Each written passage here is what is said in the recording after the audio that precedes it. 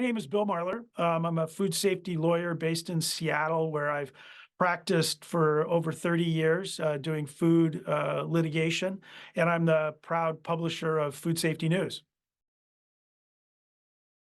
Yeah, the CDC yesterday updated their numbers. So there are now 47 people sick in 22 states. Most of the ill people are, frankly, in New York, Ohio, and the state of Washington.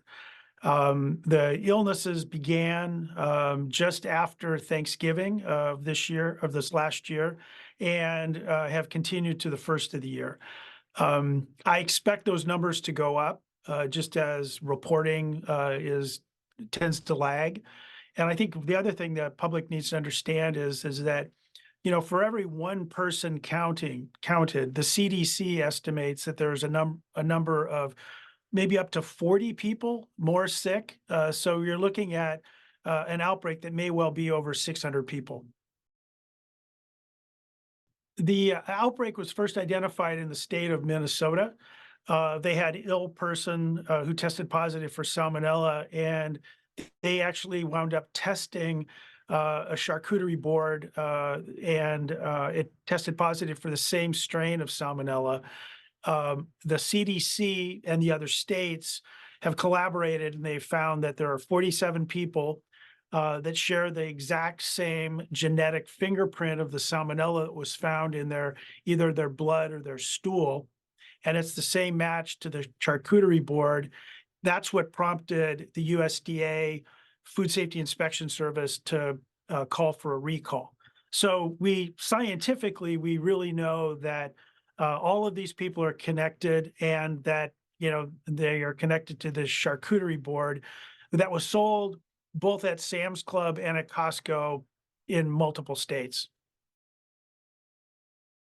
1.35 million Americans get Salmonella every year in the United States. That's a pretty stunning number. Of that, tens of thousands are hospitalized, and there are sometimes between 400 and 500 deaths linked to Salmonella in the U.S. This outbreak has, of the 47 people who we know have been sickened so far, 10 have been hospitalized. Fortunately, there are no deaths. Illnesses related to Salmonella usually start within 12 to 72 hours after you ingest the product.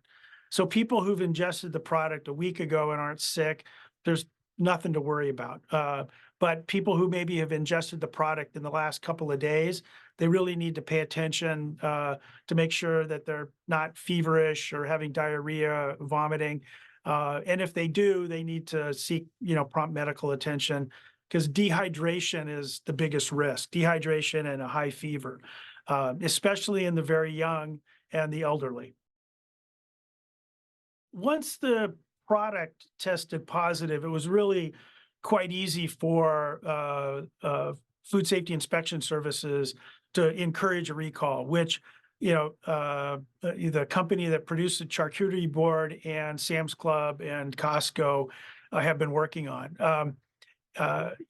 Sam's Club and Costco are actually pretty good at getting information out when there's a recall. And so people all over the country are getting emails and texts and voice messages from Sam's Club and Costco to not eat the product, to throw it away or return it for a refund. And I think, that's one of the great things about the work done by the Department of Health in Minnesota, and frankly, the Departments of Health all over the country, is that the goal is to get this product off the shelf, and hopefully people are paying attention to that.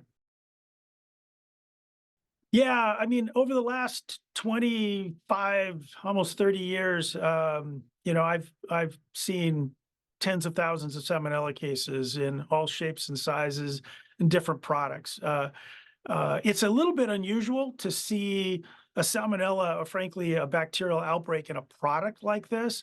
So part of what we'll be doing, we'll be investigating to see, what the origination of this bacteria is in this product, because it's kind of unusual. It's not like, Salmonella in chicken or Salmonella in even cantaloupe recently. So there's a lot more sort of digging to do. For people who are sick, they have a right to recover their medical expenses and lost wages and the pain and suffering of going through this process. Fortunately, there's been no deaths in this outbreak, but we've seen in the recent cantaloupe outbreak, in the U.S. and Canada, nearly a dozen deaths, and so it can be very serious, especially for the very young, the very old, and those with immune compromised health. Yeah, that's a great question. What can consumers do to protect themselves from salmonella? You know, uh, the main thing is to cook things well. If it's chicken or beef, cooking it well. Washing your vegetables, cooking your vegetables well. Washing your hands, washing your kitchen, cutting boards because of concern of cross contamination. Those are things that the consumers can control. But in a ready-to-eat product like this charcuterie board, where somebody's should have paid a lot of attention to it before it got to you, there's really very little that a consumer can do to protect themselves. And I think that's really the challenge with pre-cut, pre-prepared products. And we've seen lots of salmonella outbreaks linked to fresh fruits and vegetables that are packaged and ready to eat.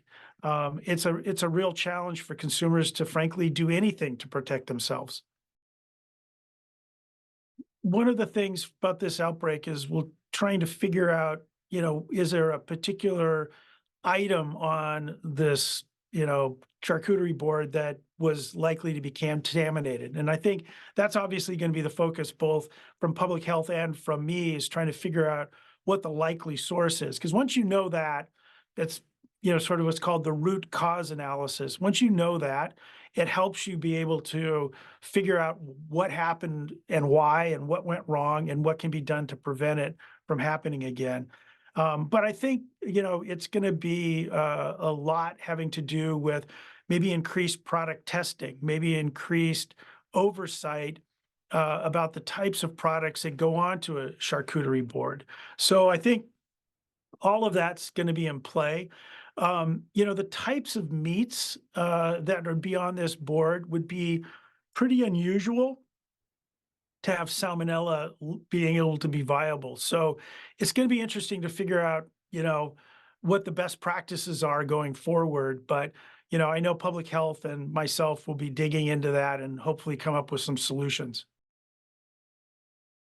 Yeah, I think the only thing I would say, from a like the consumer's perspective, the incubation period for salmonella is 12 to 72 hours. So if you ate the product a week or two ago, you're not at risk of getting sick. If you have the product, throw it out. There's a great saying in public health: when in doubt, throw it out. And so, if you think that, the charcuterie board you have is part of this recall, get rid of it. I know Costco and Sam's Club will give you a refund, and that's a good thing. If you are ill, seek medical attention because dehydration is a big risk. Also, get a stool culture. That will help determine, if you're actually part of this outbreak or not.